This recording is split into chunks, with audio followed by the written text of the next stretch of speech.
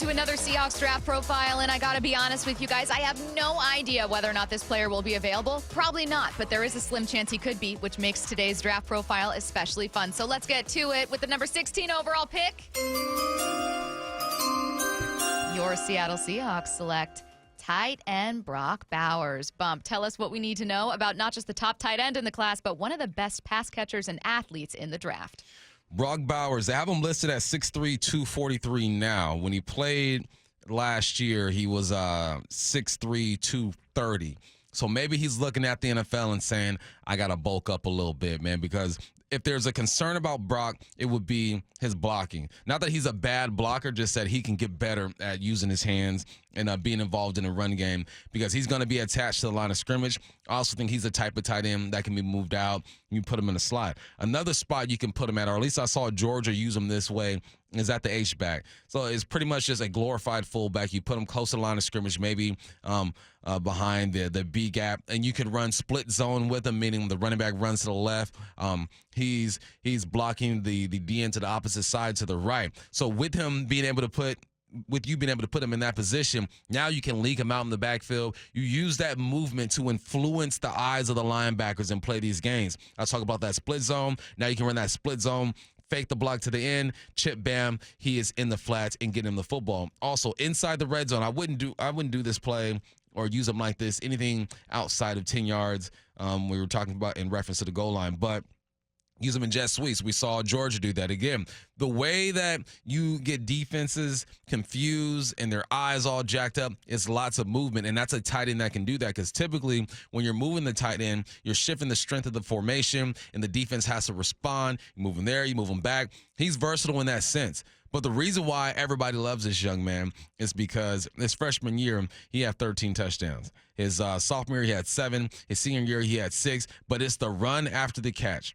This young man has been comped to George Kittle for a reason because once that football is in his hand, he can go. He's not going to wow you with a great 40 time. He's not going to run past safeties or DBs. I haven't seen a tight end able to do that since, honestly, Vernon Davis was the last one who could catch the rock and just get busy. We ran like a 4.3 or something like that. For the most part, these guys, fast tight ends, hover around 4 or 5, and that has been shown to be good enough in the NFL to get her done.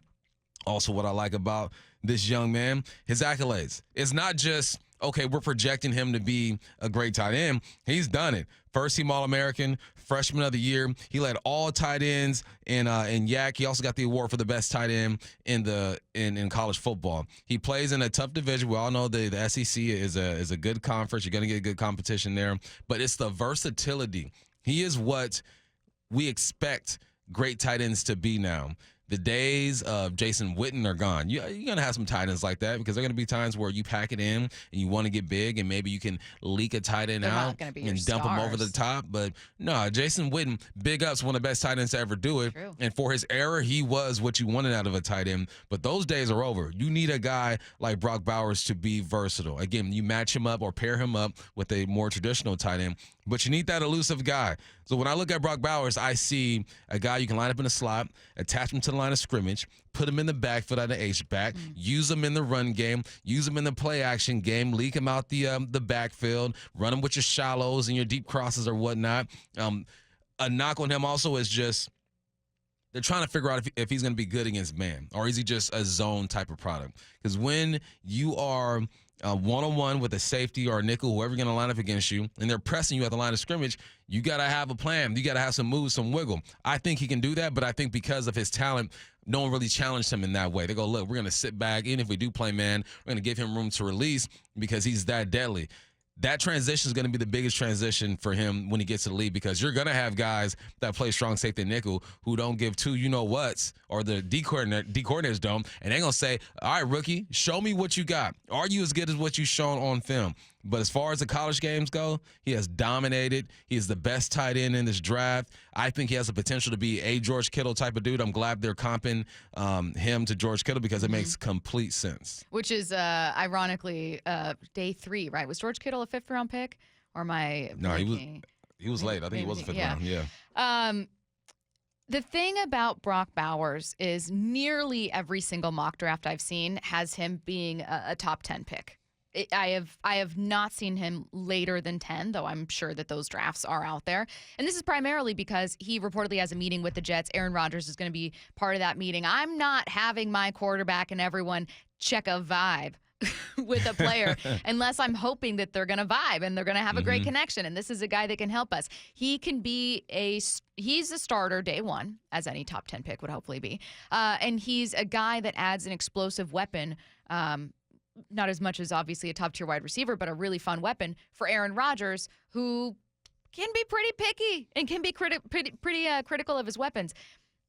That being said, if he slips past number 10, all of a sudden you have some teams there, minus Chicago, who will probably take Rome Odunze, looking for a pass catcher there, who need quarterbacks or defensive players. So there is a chance that he slips a little further or skips a couple more spots if he does slide out of the top 10, which, again, I do not anticipate him to do. But, there's a world where he's at 16 for Seattle. Yep. How would you feel with them taking him You already over know an how I offensive feel. lineman? I've been saying this. Brock Bowers has been on my list for a month now. If he's available, you take him. Now, if he's available and Troy's available out of UW, now we got some issues. What exactly are you going to do? Well, let's pretend that both are. All right, they both are. I'm still going offensive lineman. I think Noah Fant is that type of tight end as far as being elusive, run after the catch, being more of a route runner. You're not.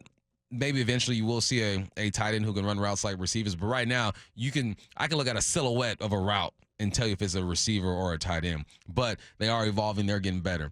If both are available, I think you got to go with the offensive line because it's all about protecting the quarterback. The Hawks did a good job of signing a veteran. We talked about Tomlinson did we talk about him yet? Yeah, in headline rewrites, we talked about him. I think that's a step in the right direction. I'm all for guys who make plays and bolstering the skill guys, but it's all about the bigs, man. If I got to choose between Bowers and Troy, I'm going Troy. Let's say that the Jets switch it up.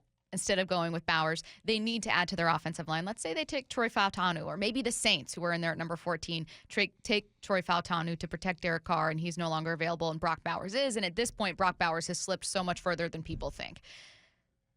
Taking him seems like the obvious choice. It falls in line with John Schneider's philosophy that he talked about with Wyman and Bob. We take the best player available. I have no doubt that if Brock Bowers is available at 16, he is the highest player on their board. Mm-hmm. Maybe they have some individual things that they love about players who have put them up there with him, but he is a dynamic player. So tell me how to make sense of this. From Sheil Kapadia of The Ringer, he says, in the last 10 years, 9 tight ends have been picked in the first round of the NFL draft. Those tight ends have combined for a total of 0 All-Pro nods and 1 1,000-yard season. Out of the 9, only David Njoku got a second contract from the team that drafted him. And he says, you're coming up on Kyle Pitts and Dalton Kincaid. Mm-hmm. Maybe they do something there. There's no reason to think they wouldn't. But it is not a great track record of tight ends drafted in the first round. This was the past how many years? 10 years. 10 years. 9 Okay. tight ends picked in the first round. Here's what I'll say with that. You can't ignore stats. Yeah. Obviously, you can do what you want with that information, but I'm not dumb enough to ignore that. What I will say is that the tight end position has changed drastically in 10 years, that you're not getting the same type of player in 2014 than you're getting in 2024. You're not asking them to do the same things in 2014 that you're asking them to do in 2024. So I get that logic, and it makes complete sense, but there are shifts that happen. Remember when running backs were going top 10? Remember when running backs were like a high commodity and everybody wanted a great running back and you're fighting for position to get a running back? Now, where do you get running backs? Second day. You're not, unless you're getting a Saquon Barkley, you're not moving up to get yourself a running back. So I think you have to look at how the game has changed and how offensive coordinators are using their tight ends.